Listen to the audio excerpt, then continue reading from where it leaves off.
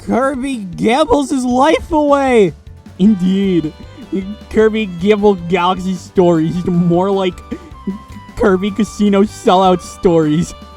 I feel the need to make a spummy of that! Indeed, you couldn't. Good. I'll get back to you when I'm done. Okay, man. Hey everybody, and welcome back to my channel. So today it's time for something different and special. My apologies for that soundtrack spam last time. So today we are going to be reviewing the Sage 2019 extended demo of Kirby Gamble Galaxy Stories. Today I'd like to commend Team Gamble for its work on this game. It's been really exciting working with them. The excitement has only built up ever since I joined that server and helped beta test the game. Originally planned to release this in August of 2019, but the delays in the Sonic Amateur Games Expo have given time to significantly improve this game. So I'd really like to thank Megastream for creating the idea of this game, Light Metas, Taylor Talk Tunes, and Gavin Wilson for making much of the soundtrack, and to all the team for designing the gameplay mechanics and graphics, among other things of this game.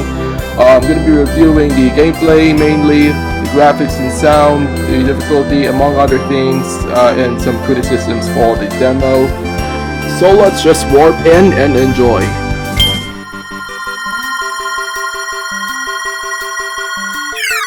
Kirby Gamble Galaxy Stories is a side-scrolling platformer much like most of the main series Kirby games. There's actually many things that you can expect from several main series Kirby games, including but not limited to copy abilities, stages, bosses, a central hub, and overworld, and of course, Kirby's a very jolly guy. But there's more than just gameplay features. This game in fact goes above and beyond to set itself as if it really could be called part of the series. We have special versions of currently existing copy abilities called Mystic Abilities. They are basically the game's gimmick. They come from magical powers called Flux, which plays a very important role in the game's storyline. Mystic Abilities have a purple hat and purple colored projectiles. We currently have two of them, Mystic Fire and Mystic Beam. Mystic Beam forms an expendable shield of projectiles, while Mystic Fire launches guided fire projectiles on enemies near you. As the game progresses in development, there will be more planned Mystic abilities in future demos, and definitely more returning copy abilities.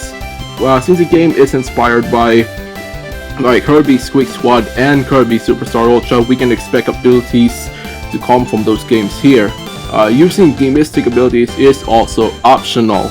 Definitely personally hoping to see that there will be more than just attack Mystic abilities in the future. The game's central hub is the Lore Star Cutter. It has a shop, a copy ability room, and two doors locked for which I'm not sure what they're for, maybe mini games. The most noteworthy feature, however, in that central hub is the in-game shop.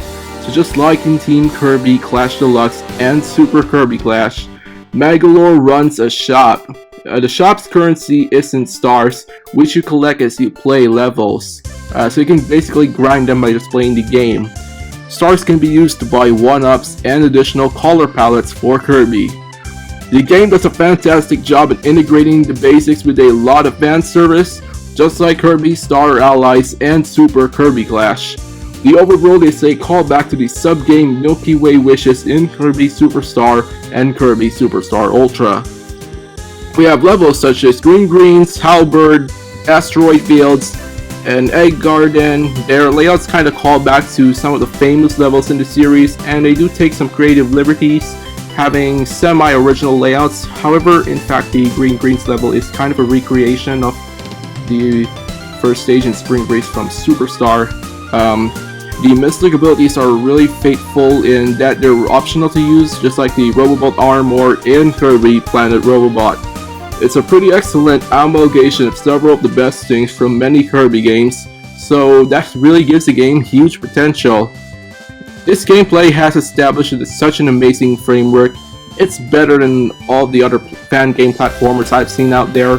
Also, gotta give Team Gamble a shout out on the movement.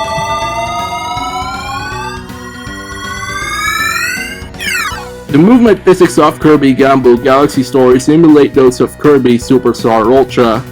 It's really thanks to the cooperative nature of the Kirby modding community that data of animations, movements, and invincibility frames can be broken down to the smallest detail and shared. The availability of this data to modders and fangame developers has led to this game having excellent movement mechanics. The YouTuber Meteors commented in a live stream of the game's 2018 Sage demo that the movement mechanics were excellent. For this game, renowned Kirby modder Reserved shared Kirby Superstar Ultra's physics values, and these were later used for this game. So the cooperation has produced a Kirby fan game whose physics are the closest to the official games. I have to say that the movement is nothing less than stellar. However, invincibility frames differ from the newer Kirby games. Just like in the older games, getting a copy ability does not immediately grant you invincibility frames for a very short time. Although I think they're kind of changing this to reduce the difficulty a bit because the difficulty isn't very Kirby-esque. This makes situational awareness very important. Attacks from various enemies can also hurt you when you are using dashing attacks that you think will normally give you invincibility. Kirby was a video game series designed so that anyone could easily pick it up. The beginning of Kirby Gamble Galaxy Stories does an excellent job at recreating this purpose. However, it also offers more difficulty for those wanting to have a challenge. So for completionists, collectibles are likely to be added like in the official games, and some of these will probably be difficult to get. Egg Garden Stage 2 already has a puzzle solving section. Levels generally get longer and more difficult as the game progresses. The copy ability of choice you use has a great influence on the difficulty of the game. Some copy abilities can fire rapidly, dealing lots of damage in short time. Others require more skill to use. Personally, I find Beam and Mystic Fire the easiest to use, and Bomb is the worst, providing a challenge for very advanced players, especially against bosses. There's a sudden difficulty spike at the end of Egg Garden Stage 1, in which you fight Rattle Squad. There are too many Flux Rattle Geese, making staying on the ground very dangerous. You also have to deal with a big purple Rattle D-ball that shoots a beam and chases and dives at you from above repeatedly. I have used Bomb against Rattle Squad, the versatility right now, and I never managed to survive even halfway at all for 3 times in a row. Green Greens needs to be longer, so we can hear the whole remix as we run. I recall the first stages in several recent Kirby games having longer lengths than this. Even Return to Dreamland's Cookie Country Stage 1-1. It's like 3 rooms, but it's and the optional section, but it's even longer. Here, there's only 3 short rooms to go before Wispy Woods. On the Team Gamble Discord server, shortly after the demo came out, Darklight Ninja wrote up some great constructive criticism, which Megastream fortunately listened to, and most of which I agree with. The dialogue in some cutscenes is very short, especially the end of the Halberd level. Some are too much to the point in that they emphasize explanations instead of making a narrative. There definitely needs to be some work on that part in the later demos.